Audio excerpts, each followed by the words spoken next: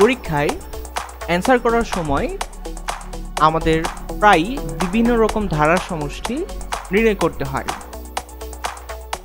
তো আজকে আমরা দেখব কিভাবে আমরা বিভিন্ন ধরনের ধারার সমষ্টি খুব সহজেই নির্ণয় করতে পারি। আচ্ছা, সর্বপ্রথম আমাদেরকে যেটা খুব ভালোভাবে বুঝতে হবে সেটা হচ্ছে ই এর সিরিজ সম্পর্কে। আমি যদি লিখি, আমরা জানি সকলে যে e to the power x equal to আমি লিখতে পারি হচ্ছে 1 plus x square by 2 factorial plus x cube by 3 factorial plus x to the power 4 by 4 factorial plus dot dot up to infinity. এখন আমি যদি এই সমীকরণের বাম পাশে x ইকুয়াল টু 1 বসাই, তাহলে e টু দি পাওয়ার 1 অর্থাৎ e ইকুয়াল টু আসতেছে হচ্ছে 1 plus 1 plus 1 by 2 factorial plus 1 by 3 factorial plus dot dot up to infinity. আচ্ছা, তো খেয়াল করি, এখন আমি এই 1 কে ভেঙে কি লিখতে পারি? এই 1 কে লিখতে পারি 1 বাই 1 ফ্যাক্টোরিয়াল।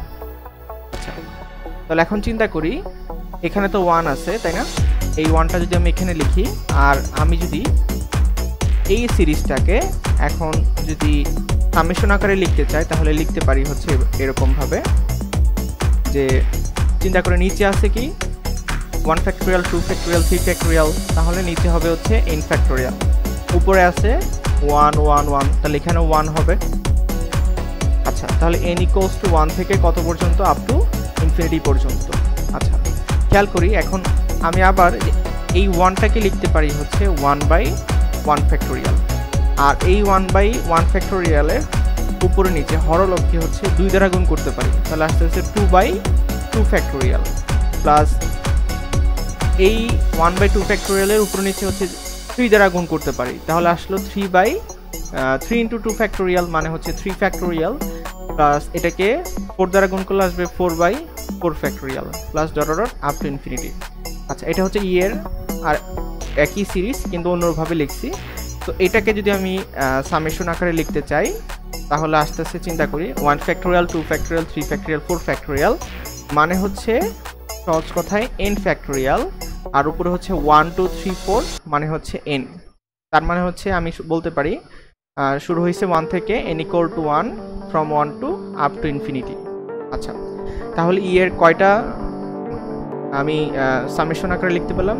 2টা সমীকরণ পেলাম। এটাকে আমি দিলাম হচ্ছে 1 নম্বর সমীকরণ, আর এটাকে দিলাম হচ্ছে 2 নম্বর সমীকরণ। এখন আমরা কি করব? 2 নম্বর সমীকরণকে কিউ দ্বারা গুণ করব, আর হচ্ছে 1 নম্বর সমীকরণকে 2 নম্বর সমীকরণকে পি দ্বারা গুণ করব, আর 1 নম্বর সমীকরণকে কিউ দ্বারা গুণ করব। তাহলে আমাদের কি আসতেছে আমরা যদি খেয়াল করি, তাহলে আসবে হচ্ছে 2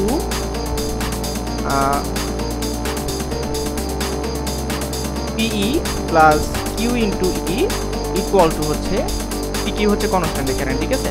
তো 2 নম্বর সমীকরণকে পি দ্বারা গুণ করছি, তাহলে আসতেছে p summation n by n factorial plus এখানে আসতেছে, এখানে 1 নম্বর সমীকরণকে কিউ দ্বারা গুণ করছি, তাহলে q plus q into summation 1 by n factorial.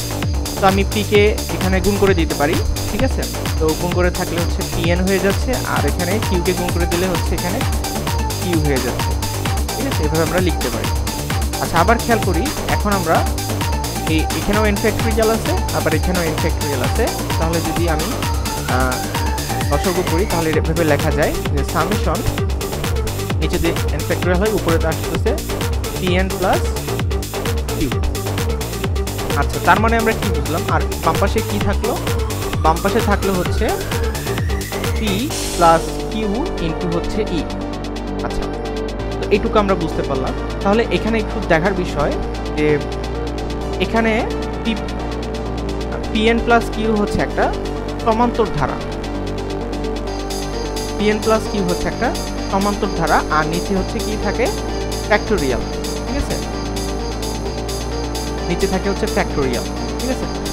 আচ্ছা, তো পরীক্ষার প্রশ্নে আমাদের আসলে এটাই দেওয়া থাকে যে এরকম একটা সিরিজ দেওয়া থাকে, ঠিক আছে, যেটা লবে থাকে সমান্তর দ্বারা, হরে থাকে ফ্যাক্টোরিয়াল। তাহলে সেরকম ধারা আমরা বুঝবো যে সেটার ভ্যালু হচ্ছে ই এর একটা গুণিতক হবে, পি প্লাস কিউ হচ্ছে একটা গুণিতক, ঠিক আছে, একটা কনস্ট্যান্ট। আচ্ছা আমরা এক্সাম্পলে যাই। আচ্ছা দেখেন চিন্তা করে এখানে আমাদেরকে একটা ধারা দিয়ে দিতে 1 প্লাস 3/1 ফ্যাক্টোরিয়াল, 5/2 ফ্যাক্টোরিয়াল, 7/3 ফ্যাক্টোরিয়াল।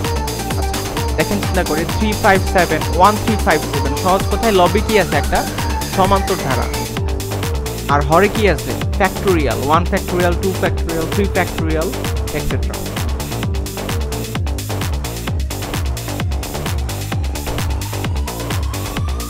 আচ্ছা খেয়াল করি এখানে কিন্তু আমার একটা কি ছিল, এখানে কিন্তু সাথে একটা কি ছিল প্লাস কনস্ট্যান্ট কিউ ছিল, রাইট? আচ্ছা তো আমরা যদি খেয়াল করি, আচ্ছা তো আমরা যদি খেয়াল করি এই সমান্তর ধারাটা আসলে কি 3 5 7, রাইট?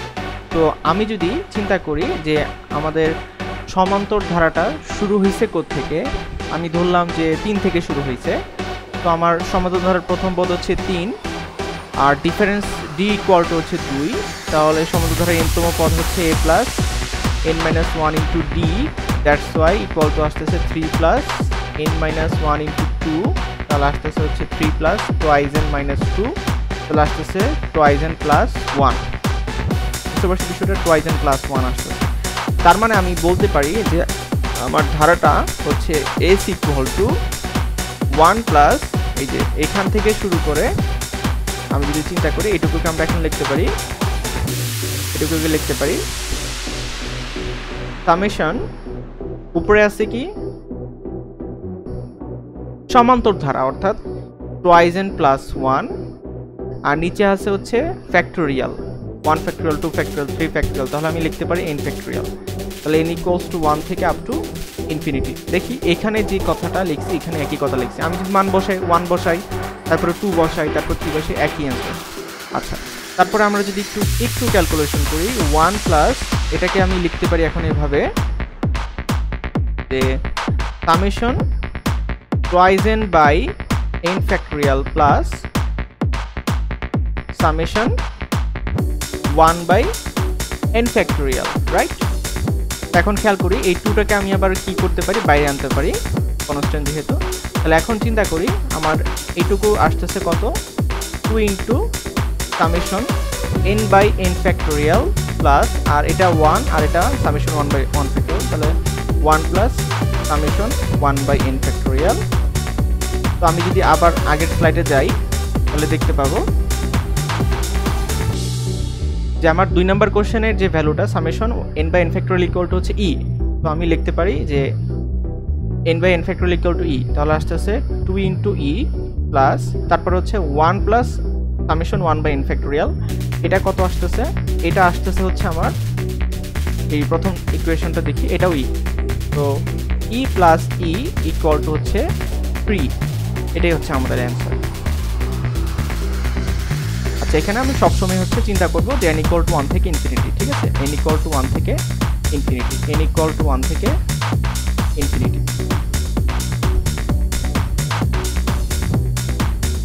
আচ্ছা খেয়াল করি এখানে আমরা আরেকটা এক্সাম্পল নিয়েছি, তো খেয়াল করি 5 8 11 অর্থাৎ 3 করে বাড়তেছে, তাহলে এটাও একটা কি সমান্তর ধারা, রাইট?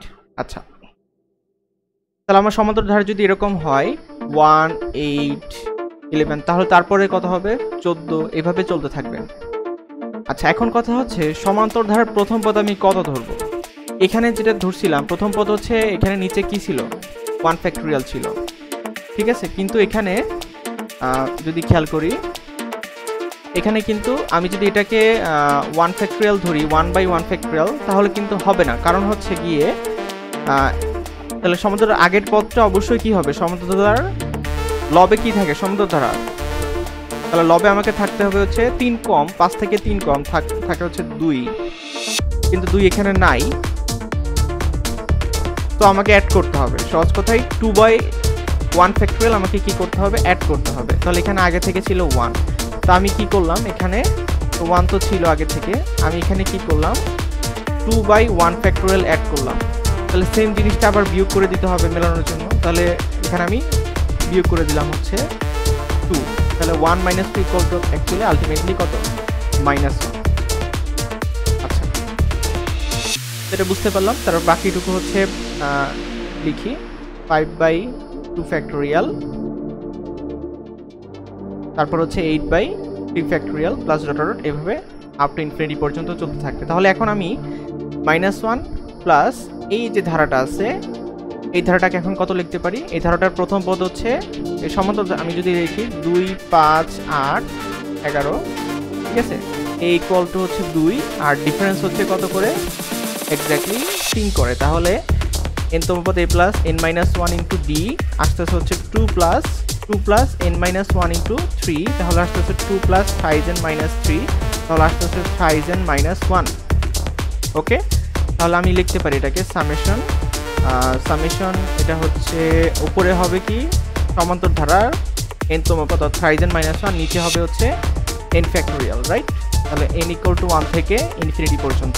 আচ্ছা, হয়ে গেল। এখন আমি যদি এটাকে ফার্দার ক্যালকুলেশন করি আমার অ্যান্সার এমনি মিলে যাবে -1 প্লাস, আচ্ছা এখান থেকে ভেঙে লিখতে পারি এটা হচ্ছে 5n মাইনাস 1, তাহলে ভেঙে লিখলে হবে হচ্ছে summation 5n by n factorial minus summation 1/n factorial, right? তো এটা এই তিনকে আমি এখানে লিখতে পারি। তো এইটুকুর ভ্যালু হচ্ছে এখন কত? সামেশন এইটুকুর ভ্যালু হচ্ছে এখন e, আর সামেশন 1/n ফ্যাক্টোরিয়াল, আচ্ছা এটুকু থাকলো। আচ্ছা, তাহলে এটাকে আমি এখানে লিখতে পারি 3 সামেশন n/n ফ্যাক্টোরিয়াল, তারপর যদি এখান থেকে আমি মাইনাস কমন নেই, মাইনাস কমন নিলে থাকতেছে কি 1 প্লাস সামেশন 1/n ফ্যাক্টোরিয়াল, এখানে ফ্যাক্টোরিয়াল হবে। আচ্ছা, তাহলে এখন এইটুকুর ভ্যালু e, 3 মাইনাস এখন তারপর হচ্ছে সেকেন্ড ব্র্যাকেটের মধ্যে যা আছে এইটুকুর ভ্যালু e, তাহলে আমার অ্যান্সার আসতেছে হচ্ছে 2 ইন্টু e। এটাই হচ্ছে আমাদের অ্যান্সার। তো দেখলাম আমরা খুব সহজেই যে সকল ধারার অ্যান্সার হচ্ছে ই হয় সেগুলো চিনতে পারবো এবং মান সহজে বের করতে পারবো। আচ্ছা, এরপর আমরা দেখব যে বেশ কিছু ধারা আছে যেগুলোর সমষ্টি আমরা দ্বিপদীর কনসেপ্ট দিয়ে করতে পারি, দ্বিপদী বিস্তৃতি।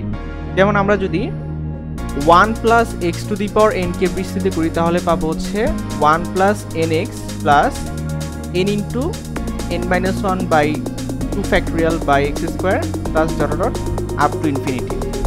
তো খেয়াল করি দ্বিপদীকে বিস্তৃত করলে একটা ধারা পাওয়া যায়, তাহলে ওই ধারার সমষ্টিটাই হচ্ছে দ্বিপদী। আচ্ছা, দ্বিপদীর সমষ্টি এখন কিভাবে বের করবো? তাহলে এখন আমার ধারার সমষ্টি হচ্ছে, এটা হচ্ছে আমাদের ধারা, ঠিক আছে,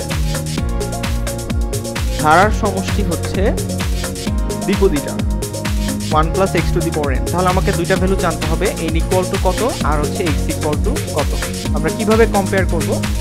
আচ্ছা, যেমন চিন্তা করেন আমরা একটা এক্সাম্পল নিই, s ইকুয়াল টু হচ্ছে 1 minus 1/6 minus 1/6 into 12 minus 1/6 into 1/12 into 1/18, এভাবে চলতে থাকবে কত? Up to infinity. আচ্ছা, প্রথমে আমরা হচ্ছে কম্পেয়ার করব, কিসের সাথে কিসের কম্পেয়ার করব? প্রথম পদের সাথে প্রথম পদ কম্পেয়ার করব। তাহলে 1 1 আছে, তাহলে অবশ্যই দ্বিতীয় পদটা দ্বিতীয় পদের সমান হবে, ঠিক আছে? ধারা দ্বিতীয় পদ এখানে দ্বিপদীর বিস্তৃতির দ্বিতীয় পদের সমান। তাহলে আমি বলতে পারি যে nx ইকুয়াল টু -1/6 এবং তৃতীয় পদ তৃতীয় পদের সমান, তার মানে হচ্ছে n into n minus 1 x square by 2 equal to হচ্ছে -1/6 ইন্টু 1/12। আচ্ছা, তাহলে এখন আমি যদি এই 1 নম্বর ইকুয়েশন আর 2 নম্বর ইকুয়েশন সলভ করি তাহলে আমাদের অ্যান্সার চলে আসবে। আচ্ছা, এটাকে ধরলাম আমি 1 নম্বর ইকুয়েশন। আচ্ছা, এখন আমি 1 নম্বর থেকে nx এর মান এমনভাবে বসাবো, মানে x এর মান nx এর মান আমি বসাতে চাই, ঠিক আছে? তাহলে এখানে একটু সাজাই নিতে হবে, ঠিক আছে? আমি ইচ্ছা করলে এখান থেকে x এর মান বের করে করলে কত আসে -1/6, সেটা আমি এখানে বসাতে পারতাম, কিন্তু এটা হচ্ছে কমপ্লেক্স হয়ে যেত। আমরা আরেকটু ইজিলি করতে চাই, এই জন্য এই টেকনিকটা ফলো করতে পারি। মনে রাখবেন যে এখানে কি করব, nx ইকুয়াল টু -1/6, এই ভ্যালুটা আমি সরাসরি সেকেন্ড ইকুয়েশনে বসাবো। কিভাবে? এখানে কি আছে? এক্স স্কোয়ার না, তাহলে চিন্তা করেন আমি এখানে এক্স স্কোয়ারকে কি করব, একবার এখানে গুণ করব, একবার এখানে গুণ করব। তাহলে এক্স স্কোয়ারকে দুইটা জায়গায় ডিস্ট্রিবিউশন করব। একটা হচ্ছে এন এর সাথে যাবে এন এক্স, আরেকটা হচ্ছে এই থার্ড ব্র্যাকেটের ভিতরে ঢুকে যাবে, অর্থাৎ এন এক্স মাইনাস ওয়ান হয়ে গেল। ডিভাইড বাই কত,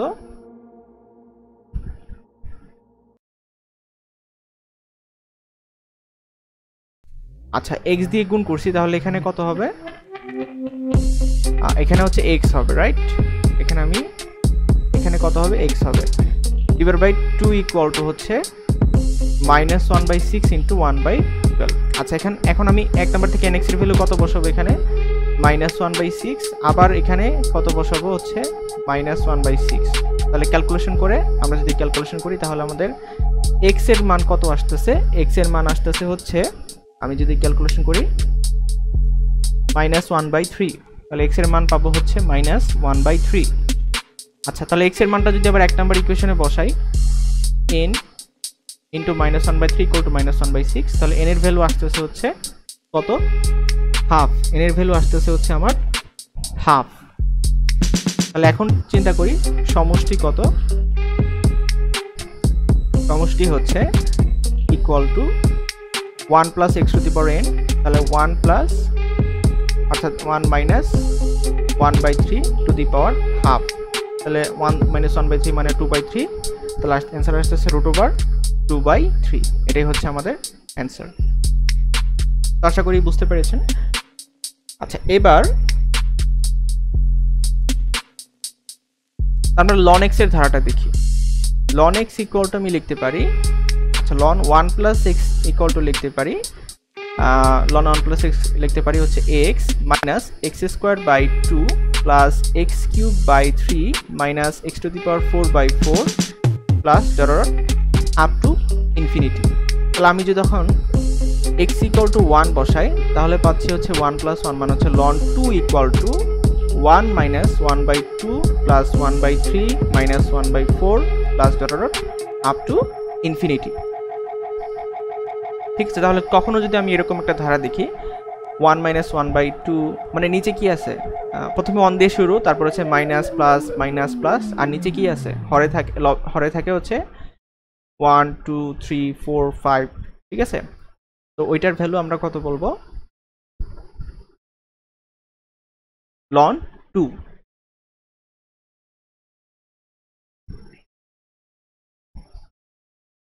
ধন্যবাদ সবাইকে।